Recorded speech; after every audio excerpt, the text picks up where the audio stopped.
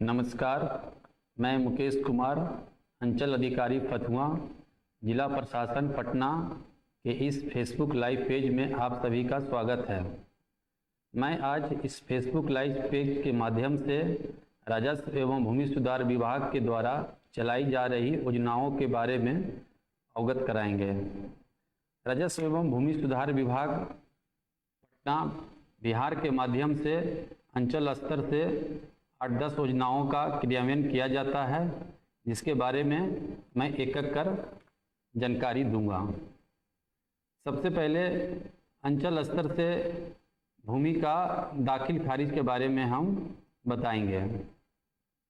कोई भी रैयत या नागरिक अगर किसी से लैंड परचेज करते हैं, क्रय करते हैं, तो उसे अंचल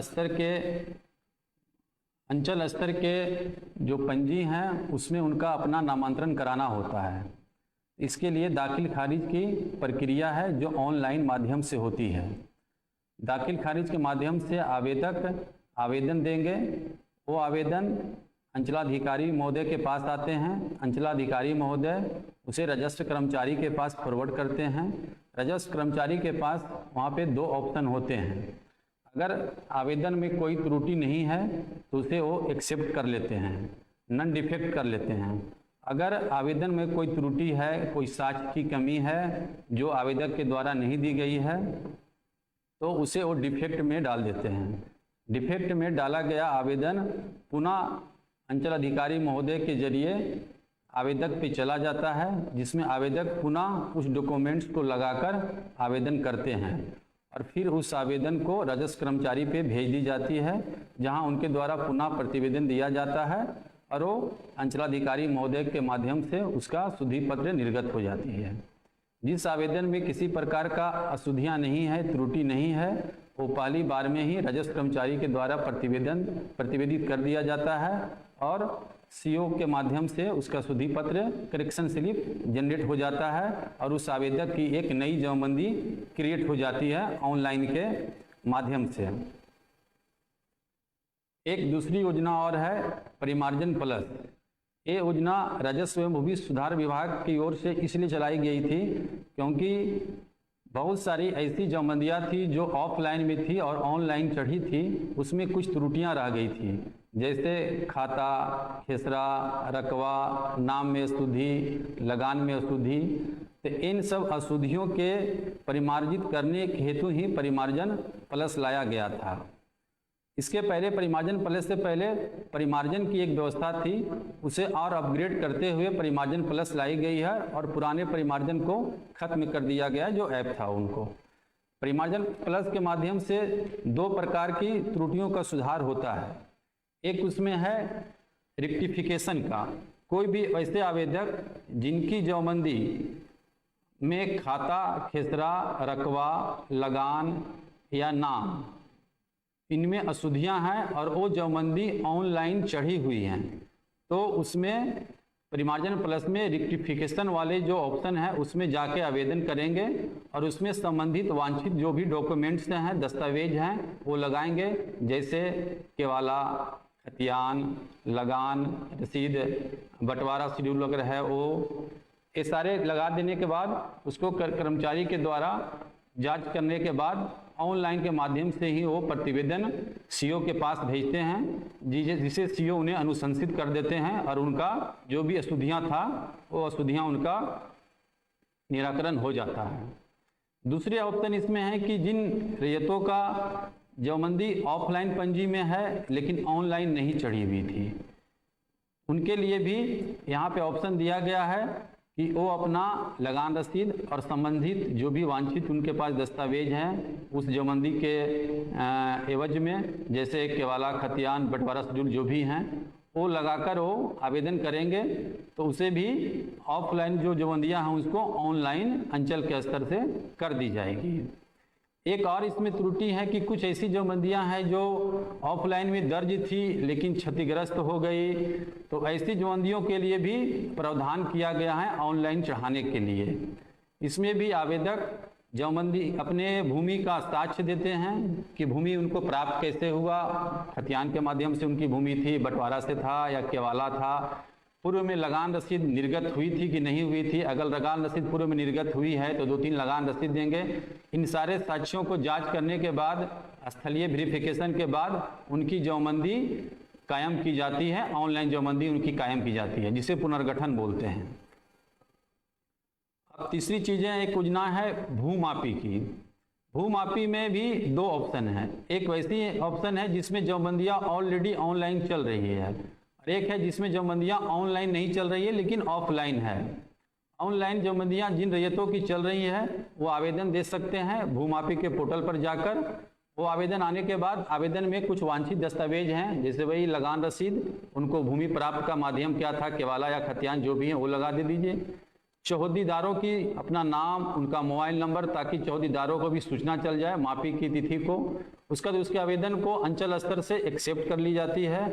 अंचल स्तर से एक्सेप्ट करने के बाद उसमें पेमेंट के सिस्टम है, जो ऑनलाइन ही पेमेंट देना है आवेदक को। जैसे ही आवेदन अंचल स्तर से एक्सेप्ट होगी वो पेमेंट करेंगे।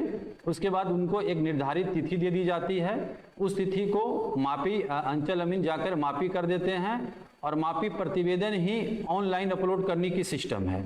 और उस मापी प्रतिवेदन को ऑनलाइन अपलोड करने के बाद अंचल से स्तर से उसको अप्रूव कर दिया जाता है, और आवेदक या रैयत जो भी हैं वो अपने घर बैठे ही उस मापी प्रतिवेदन को देख सकते हैं, डाउनलोड भी कर सकते हैं।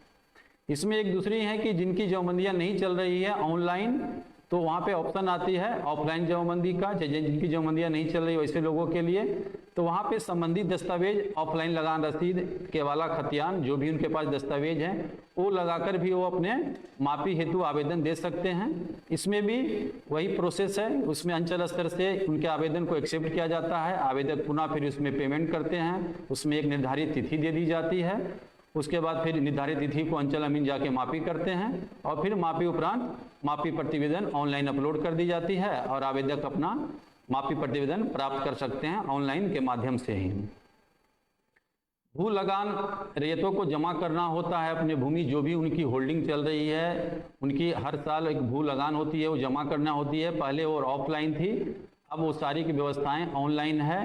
कोई भी आवेदक या कोई भी रैयत अपना भू लगान घर बैठे अपने मोबाइल से यूपीआई के माध्यम से, या किसी साइबर कैफे से, या इंटरनेट बैंकिंग से, किसी भी माध्यम से वो जमा भू लगान कर सकते हैं। एक व्यवस्था है एलपीसी की, लोगों को एक योजना है जिसमें एलपीसी पहले ऑफलाइन बनती थी, अब सारी एलपीसी ऑनलाइन हो गई। भू स्वामित्व प्रमाण पत्र बोलते हैं इन्हें। ऑनलाइन कोई भी रैयत अपने भूमि का एलपीसी अगर निर्गत कराना चाहते हैं तो वो ऑनलाइन आवेदन देंगे। ऑनलाइन आवेदन के बाद उनकी एलपीसी ऑनलाइन ही निर्गत की जाएगी, और उसे ऑनलाइन ही आवेदक प्राप्त कर सकते हैं घर बैठे ही, कहीं से, किसी साइबर कैफे से, और अपने मोबाइल से भी उसे देख सकते हैं, डाउनलोड कर सकते हैं उनको।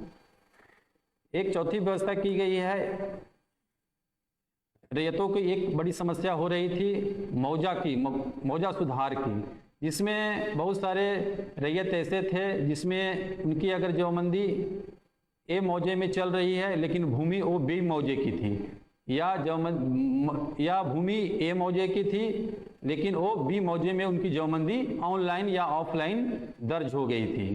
तो इसके समाधान के लिए भी विभागीय पत्र है, इसका समाधान भी हम लोग अंचल स्तर से करते हैं। इसका आवेदक द्वारा आवेदन दिया जाता है, आवेदन के साथ उनका वांछित अपना दस्तावेज रहता है, केवाला या खतियान या बंटवारा शेड्यूल, वो अपना देते हैं कि मेरी भूमि ए मौजा की थी लेकिन पूर्व में भूलवश वो बी मौजे के जमाबंदी में दर्ज हो गया, तो हम लोग उसे जांच कर उन्हें फिर बी मौजे की ज़मीन को फिर ए मौजे में करते हैं, यानी जो सही मौजे रहती है उस मौजा में करते हैं।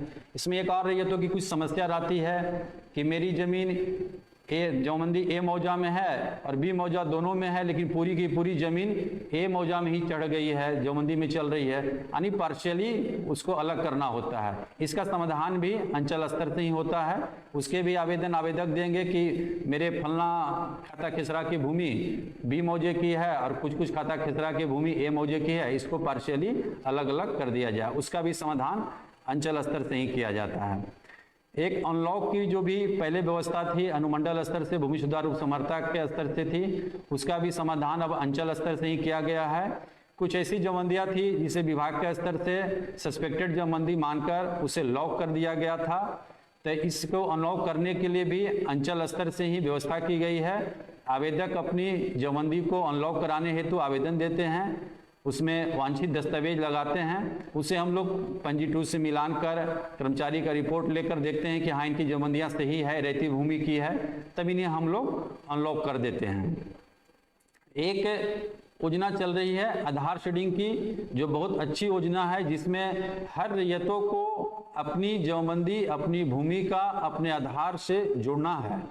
इससे फायदा ये है सभी रैयतों को कि अगर उनके जमाबंदी से किसी भी प्रकार का लैंड का ट्रांजैक्शन होगा तो उनके मोबाइल और आधार शेडिंग से अगर वो जुड़ा हुआ जमाबंदी रहेगा तो उन पे मैसेज चला जाता है, उनको जानकारी हो जाती है कि उनकी जमाबंदी से किसी लैंड का ट्रांसफ़र हो रहा है, रकबा का नामांतरण हो रहा है, तो उनके द्वारा बेचा गया है या नहीं बेचा गया है, ये उनकी जानकारी मिल जाती है। इसके लिए कोई भी रैयत अंचल कार्यालय में अपना आधार नंबर और अपना मोबाइल नंबर और अपना लगान रसीद जमा कर देंगे तो उनका आधार शेडिंग करा दिया जाता है। राजस्व एवं भूमि सुधार विभाग ने रैयतों को सुविधा के लिए कुछ और योजनाएं चलाई है, जैसे खतियान के लिए एवं भू नक्शा के लिए। नक्शा के लिए कोई भी रैयत ऑनलाइन देख सकते हैं, भू अभिलेख एवं परिमाप निदेशालय के साइट पर जाकर वहां से नक्शा उनकर ऑनलाइन भी देख सकते हैं, और उस नक्शे को अगर वो अपने घर पे मंगवाना चाहते हैं तो एक शुल्क उसमें है, उस शुल्क अदा करने के बाद घर पे बैठे बैठे वो नक्शा डिलीवरी करवा सकते हैं। और उसी पोर्टल पे लोग अपने किसी भी मौजा का चाहे अपने खाता का खतियान भी देख सकते हैं और वहाँ से उसे डाउनलोड भी कर सकते हैं। इसके अलावा अंचल स्तर से जो भूमि की समस्याएं होती है, भू विवाद बढ़ती हैं, इनके लिए अंचल स्तर पे हर शनिवार को हर थानों में, एक अंचल के जो भी थाने हैं वहाँ पर जनता दरबार का आयोजन कराया जाता है। उसमें हम लोग पुलिस पदाधिकारी, अंचल के स्तर के अंचल के कर्मी और जो भी वादी और प्रतिवादी होते हैं वो उपस्थित होते हैं। उनके हम लोग दस्तावेजों का अवलोकन करते हैं कि किन की सही है, किन का गलत है, और अगर किन्हीं की गलत उसमें दस्तावेज है तो उनको हम लोग एक सजेस्ट करते हैं कि आपके दस्तावेज गलत है, और जो उचित प्लेटफॉर्म होता है जहां से इनका निराकरण हो सकता है वहां के लिए भी हम लोग उन लोगों को सलाह देते हैं। बहुत बहुत धन्यवाद आप सभी लोगों को फेसबुक लाइव पेज में जुड़ने के लिए।